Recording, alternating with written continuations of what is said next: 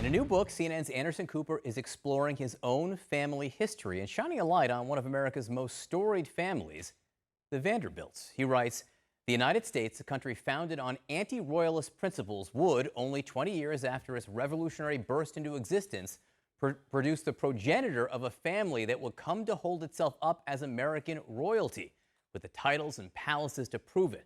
But their empire would last for less than 100 years before collapsing under its own weight, destroying itself with its own pathology.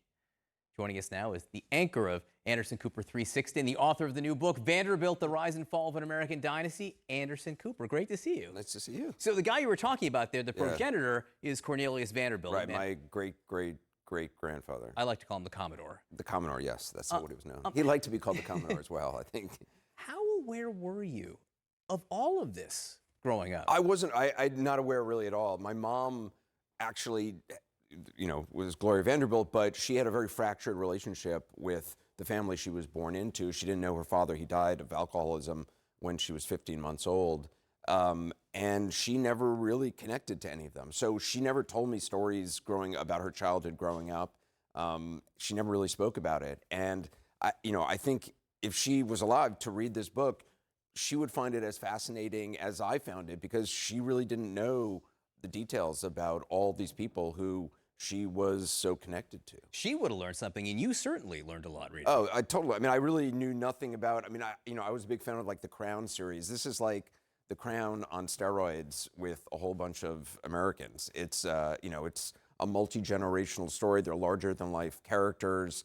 Some are irredeemable and awful. Some have extraordinary accomplishments, but for me in writing this with author Catherine Howe, we wanted to kind of not look at the Commodore as a businessman and all his business ventures. Books have been written about that, but as who these people were as human beings in the glare of spotlight, in the glare of celebrity, in the glare of all this wealth, and how the pathological obsession with money that the Commodore had infected subsequent generations. Well, first of all, more dysfunctional than the Crown is almost physiologically impossible. Well, but it's interesting. They come close, yeah. Well, that's what I'm saying. So pathological obsession with money. What went wrong? Because you really do focus on the fall. Yeah, look, the Commodore had what he called a mania for money. He didn't care about anything else. He didn't care about the daughters he had because they wouldn't inherit the Vanderbilt name. He really didn't care about his sons until one of them tricked him in business, and then he suddenly thought, oh, this guy may have something. I'm going to give him all the money. He gave him $100 million when he died in 1877, which was more money than anyone had ever seen before. It was more money than was in the U.S. Treasury. But the subsequent generations basically just went on this spending spree to break into society, to build these enormous palaces, all of which were built and torn down within a span of about 60 years. What lesson do you get from that now as you're writing this? And I wonder if there was a lesson for you in it growing up through osmosis or otherwise. The reason I didn't know anything about the Vanderbilts, I could have read history books about them as a kid.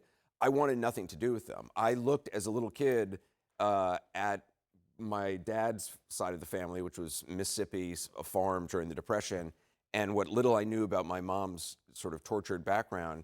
And as a little kid, I was like, I'm sticking with the Coopers. No good can come of imagining a life of living in palaces and connected to the Vanderbilts. It just didn't seem like a recipe for a good life or a happy life. And also, my parents told me early on, people are going to think you have all this, that there's all this money waiting for you. There isn't. We're doing well. Your college will be paid for, but you got to make your own way, which I was happy to know. I'm glad they did that because, a lot of the Vanderbilts said it sucked. The money they got, it sucked the initiative they might have had, and kind of led to this life of isolation and sadness in many ways. To be clear, you're doing okay. You're making your own way as far as I can tell. I'm very, yeah. But I was glad early on to know that is what, like everybody else, I have to make my way, that there wasn't some pot of gold. I do think it's not a good thing. Because you work incredibly hard. I've always been struck by how hard you work. Not only do you do your show, but then you have 60 Minutes, you give, you do all these things. And I always wondered whether you were driven to do it, maybe because you saw how easily it can all be squandered. 100%. I knew my mom, who even, made money on her own. She spent a lot of money, and as a little kid, I knew, this ship is sort of sinking, and I gotta, I wanted stability. I wanted like a stable foundation. I think I'm getting a hard rap here. Was that what you just said in my ear? Because I have a million more questions. Okay, that was a hard rap. Okay. We'll take this offline. Listen, and I know you wrote this largely for your son Wyatt. He will get so much out of this, Yeah, as I'm sure he learns so much from you every day. Thank you so much. my pleasure.